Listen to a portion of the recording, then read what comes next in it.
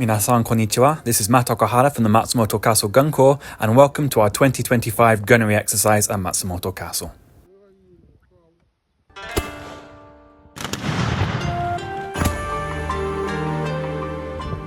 Before starting the gunnery exercise, of course, we've got to set up, and that includes putting out the flags and preparing the shooting area.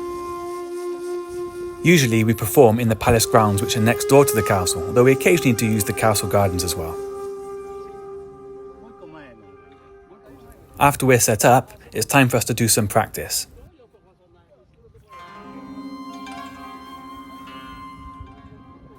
As it is still very early in the morning, around about 7:30, it's quite easy for us to practice uninterrupted.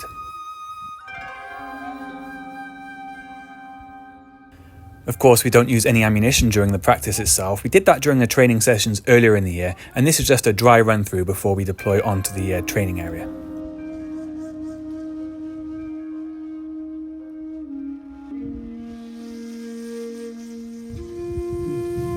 Although I've cut it out of this video, most exercises start with a speech by the sponsoring agencies and departments.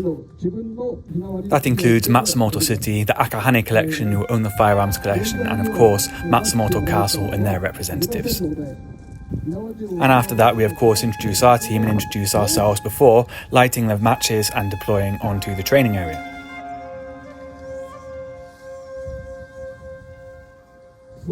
The gunners who are going to fire first line themselves up, and the gunners who are going to go later on, they take seats at the back.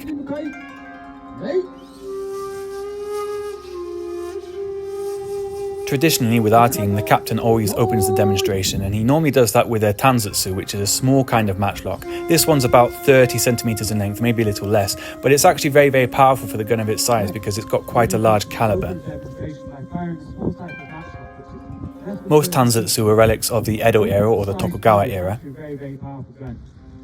Given their size and lack of range, they were of limited practical use on the battlefield, but they were a good status symbol because they all had to be custom made.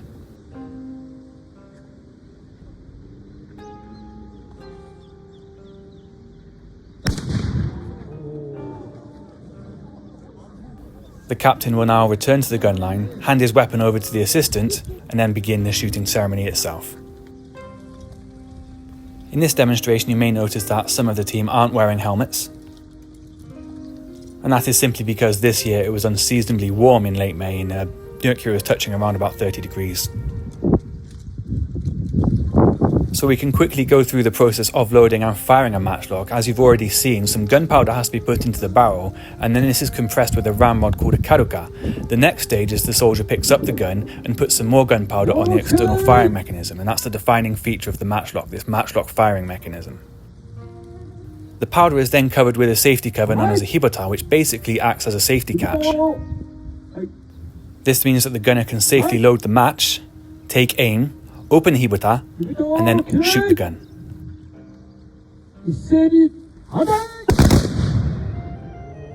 A full volley, as you've seen just then, is known as a dairen, and strategically or tactically that would have been useful to take on larger targets such as advancing troops or cavalry. The next one is called a shoren, which is an independent volley where the gunners mark individual targets and engage them themselves.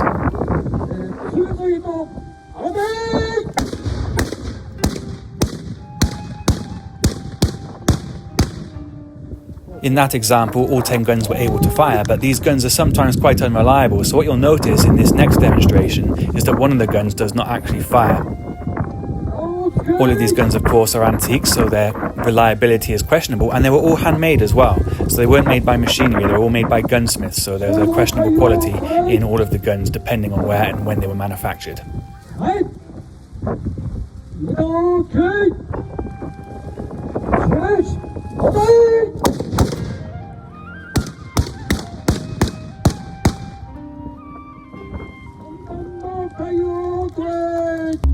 The next part of the demonstration involved rotating fire, which was made famous by Oda Nobunaga in the 1575 Battle of Nagashino.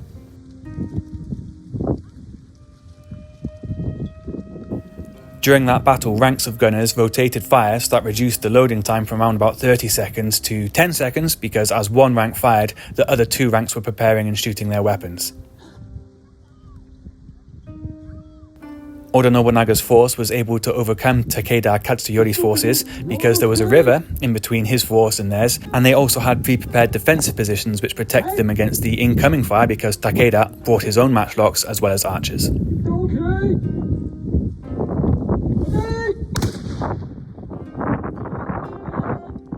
Now that the front rank has opened fire, they're going to retreat to the rear rank whilst the second rank moves up.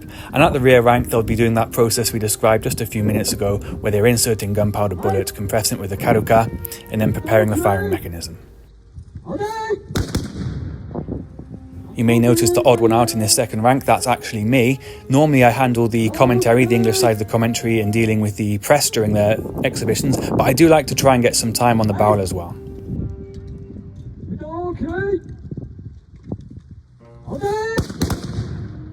So that's the third rank have opened fire, they'll go back, and the first rank are going to retake their shooting positions. All of this process is carried out under the direction of the gun captain. He says when to load, when to aim, and when to fire.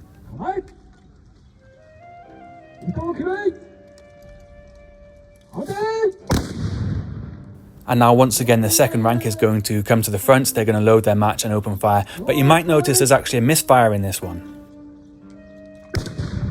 That's not unusual, though it's not desirable.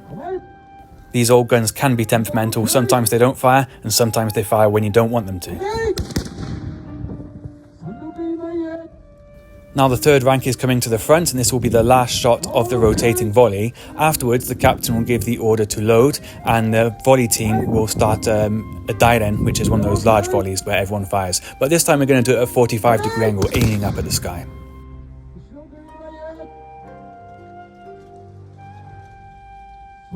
So the captain gives the orders for the team to aim to 45-do kamai, which is 45 degrees aim, and he will give the same process for opening fire.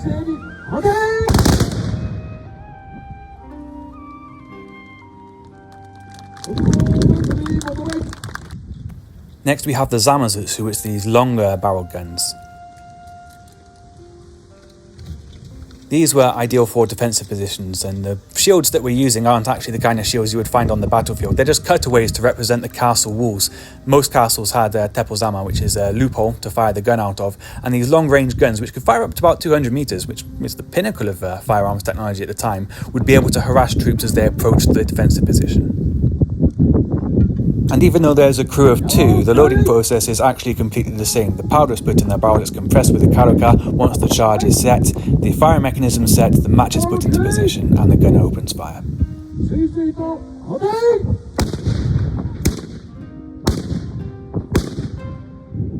These guns were not just found at castles, you would find them on board ships and in pre-prepared defensive positions such as towers and trenches.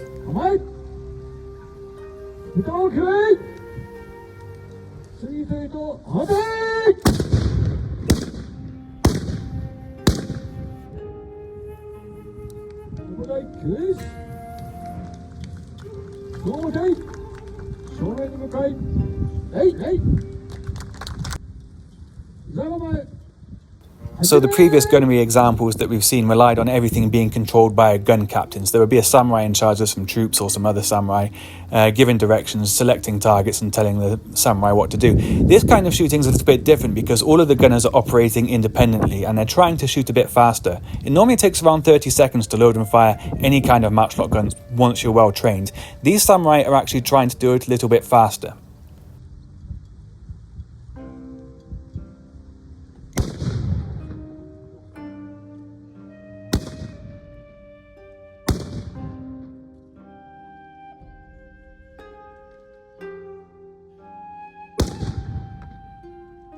So once again, the process for loading and firing is the same. The only difference is this time it's all happening independently. There's no one telling them what to do. They're still putting the barrel charge into the barrel, compressing it with a karuka as quickly as they can.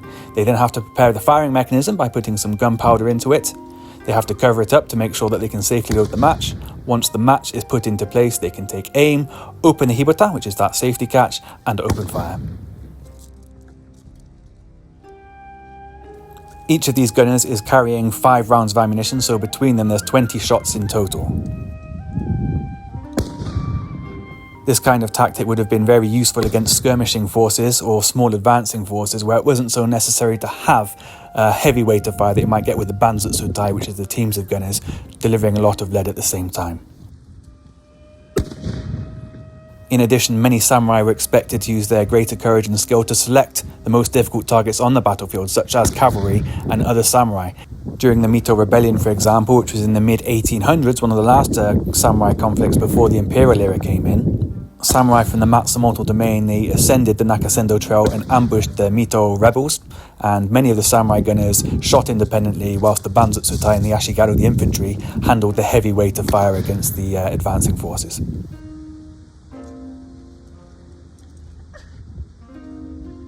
And there is also another kind of rapid fire used in the Morishige-ryu of Hōjutsu, where a ramrod is not used to compress the powder. In fact, the powder is put into the barrel and tapped into the place, which sets the charge quite loosely, but it does save a lot of time. Of course, this would have reduced the velocity of the shot considerably, so it was ideal to be used once again in defensive positions where the enemy was actually quite close by. For example, if a force had managed to break through some defensive positions and time was of the essence, there was a rapidly collapsing time frame, there may not be time to load and set the gun properly, so just getting any ammunition out would have been the priority. At short ranges of up to 20 to 30 meters, it still would have been absolutely lethal.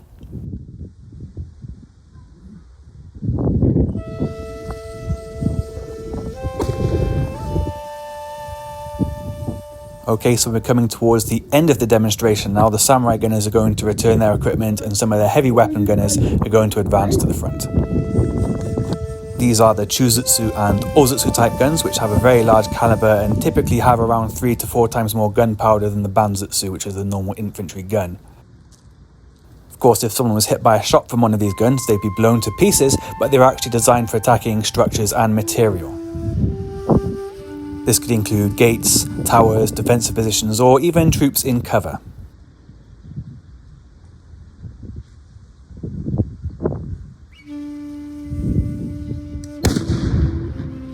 You may have noticed a slight delay there where the gun trigger was actually pulled and there was a delay before the charge actually ignited. And this isn't uncommon with the type of weapon that we're using.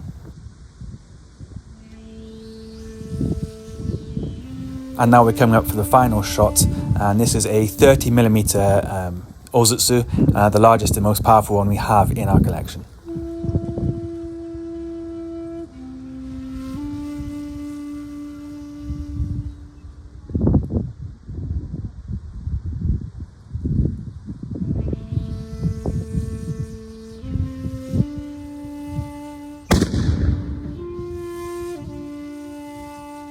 Thank you for joining us for our 2025 Gunnery demonstration. Don't forget to like and subscribe, and if you want to find out more, you can get in contact with us on SNS, or you can find out at gunsamurai.com.